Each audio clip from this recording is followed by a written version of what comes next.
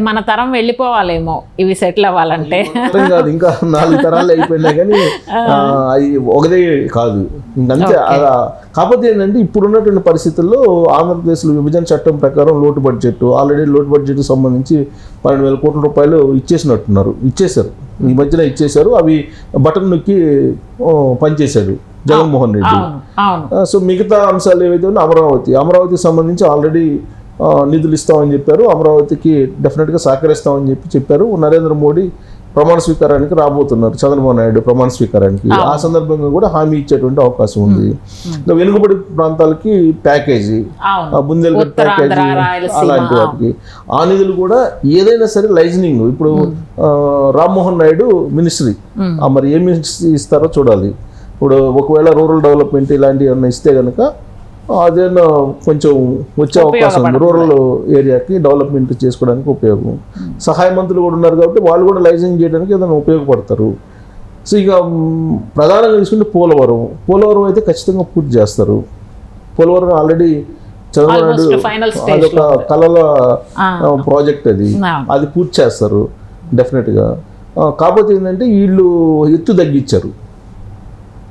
తగ్గించడానికి అంగీకరించారు జగన్మోహన్ రెడ్డి ప్రభుత్వం ఉన్నప్పుడు. దాదాపు దాని కారణంగా చాలా వాళ్ళకి భారం కూడా తగ్గింది. ఎందుకంటే సెంట్రల్ గవర్నమెంట్ మొత్తం భరాయించాలి. అది నేషనల్ ప్రాజెక్ట్ కింద జాతీయ గుర్తింపు ఉంది కాబట్టి ఆ ప్రాజెక్టుకి వాళ్ళు మొత్తం కంప్లీట్ ఇవ్వాలి.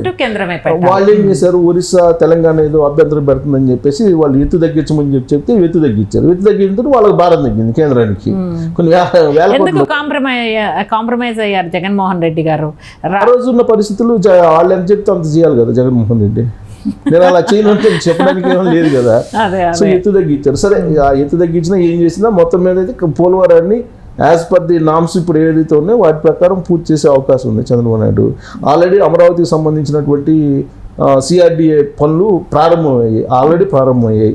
ఇప్పుడు ప్రమాణ స్వీకారం చేయకుండానే CRDA తన పని తాను చేసుకోబోతుంది. కాబట్టి క్యాపిటల్ మాత్రం పక్కాగా అవుతుంది. ఇంక వెనుకబడి ప్రాంతాలకు నిధులు, తర్వాత విశాఖ రైల్వే జోన్ అది కూడా ఇస్తారు. ఆల్రెడీ ప్రాసెస్లో ఉంది కాబట్టి ల్యాండ్ అక్విజిషన్ చేసి ఇవ్వాల జగన్మోహన్ రెడ్డి.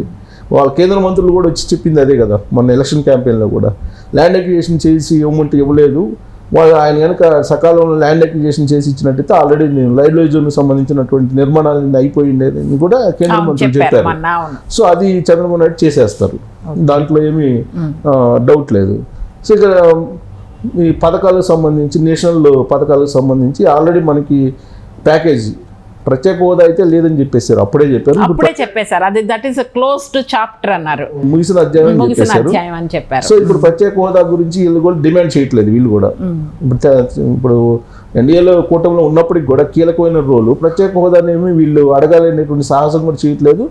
నేను 2 రోజుల క్రితం జయప్రకాష్ నారాయణ గారితో ఇంటర్వ్యూ చేసినప్పుడు కూడా నేను ప్రత్యేక హోదా గురించి అడిగితే అసలు ప్రత్యేక హోదా మనకు అవసరం లేదు అన్నట్టుగా మాట్లాడారు ఆయన. కొంచెం క్రెడిట్ తీసుకోవచ్చు కదా ఆయన మాటలను. అయితే ఎందుకు అవసరం లేదని నేను అడిగినప్పుడు ప్రత్యేక హోదాకి సంబంధించి ఏవైతే రాయితీలు ఉన్నాయో అవన్నీ కూడా ఇవ్వడానికి వాళ్ళు సిద్ధంగా ఉన్నారు. అలాంటప్పుడు ప్రత్యేక హోదా అవసరమే ఉంది అనేది. ఒకవేళ ప్రత్యేక హోదా ఇస్తే మిగతా రాష్ట్రాలు పోటీ పడే అవకాశం ఉంది కాబట్టి ఇచ్చే. జేడీయూ నితీష్ గారు కూడా రెడీగా ఉన్నారు. వాళ్ళు మనకి విభజన చట్టంలో ఉంది మనకి ప్రత్యేక హోదా ఇస్తామని పార్లమెంట్ సాక్షిగా. జేడీయూ వాళ్ళకి లేదు, అయినా కూడా అడుగుతున్నారు స్పెషల్ స్టేటస్. నితీష్ విభజన చట్టంలో లేదు, ఓన్లీ హామీ ఇచ్చారు. చట్టంలో లేదనే కదా వీళ్ళ ఆర్గ్యుమెంట్. చట్టంలో లేదు కాబట్టి నీతి ఆయోగ్ పంపించాలన్నారు. నీతి ఆయోగ్ వాళ్ళేమో అలాంటిది ఏం లేదు, ఇవ్వాలనుకుంటే కేంద్ర ప్రభుత్వం అని చెప్పింది నీతి ఆయోగ్. సో కాబట్టి ఇప్పుడు ఉన్న పరిస్థితుల్లో చాలా రాష్ట్రాలు ప్రత్యేక హోదాని అడుగుతున్నటువంటి రాష్ట్రాలు ఉన్నాయి. దాదాపు 10-12 రాష్ట్రాలు ఉన్నాయి. సో వాటన్నిటిని కాదని ఆంధ్రప్రదేశ్కి ఇచ్చేటువంటి పరిస్థితులు ఉండవు. ప్లస్ ఆ ప్రత్యేక హోదాకి కావాల్సినటువంటి నామ్స్ని ఫిల్ఫిల్ చేసేటువంటి పరిస్థితి ఆంధ్రప్రదేశ్కి లేదు అనేది కేంద్ర ప్రభుత్వం యొక్క వాదన. సో అలాంటి పరిస్థితుల్లో ప్రత్యేక హోదాకి ఏదైతే ఇస్తున్నారో బెనిఫిట్స్ అవి ఇవ్వడానికి కేంద్ర ప్రభుత్వం సిద్ధమైంది. గతంలోనే చంద్రబాబు నాయుడు ఎన్డీఏలో ఉన్నప్పుడే 2018లోనే ఆ రోజు ఆయన అడిగింది ఏంటంటే మీరు ఏదైతే ప్రత్యేక ప్యాకేజ్ ఇస్తా ఉన్నారో దాన్ని చట్టబద్ధత చేయండి అని చెప్పి అడిగారు. బహుశా అదేమన్నా చేయించగలరేమో. ప్రత్యేక ప్యాకేజీ చట్టబద్ధత చేయించవచ్చు, ప్రత్యేక హోదాని మాత్రం అడిగే పరిస్థితి ఉండకపోవచ్చు. సో ప్రత్యేక ప్యాకేజీని చట్టబద్ధత చేస్తే రాయితీలకు సంబంధించి అప్పుడు ఇండస్ట్రీస్ వచ్చే అవకాశం ఉంది. సో ప్రత్యేక హోదా ఉన్నప్పుడు ఏవైతే రాయితీలు ఇస్తారో 10% 15% ట్యాక్స్ ఎగ్జామ్షనే కదా.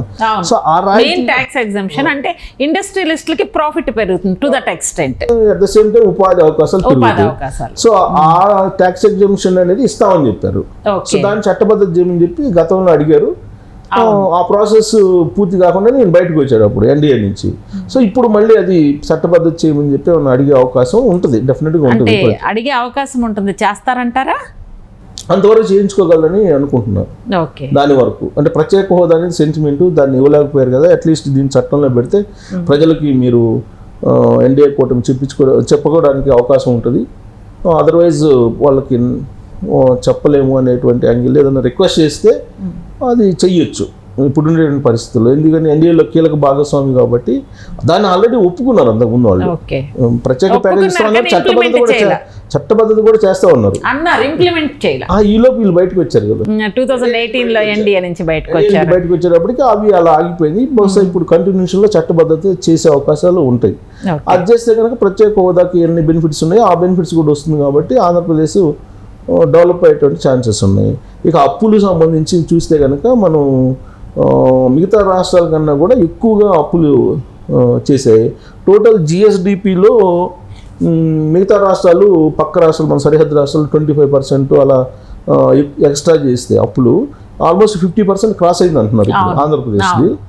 సో కాబట్టి ఆ 50% హై ఉంది కాబట్టి దాన్నైనా కొంచెం అంటే అప్పులు తీసుకోవడానికి ఎఫ్ఆర్బిఎం రూల్స్ వీటన్నిటిని కొంచెం పక్కన పెట్టేసి అప్పులు ఇవ్వడానికి సహకారం అందించవచ్చు కేంద్ర ప్రభుత్వం. అప్పులే కదా వాళ్ళకి బటన్ ఏం పడతాయి కదా, సో అప్పులు ఇవ్వడానికి అనుమతించవచ్చు. అదొక బెనిఫిట్ ఉంటుంది ఎన్డీఏలో ఉన్నారు కాబట్టి.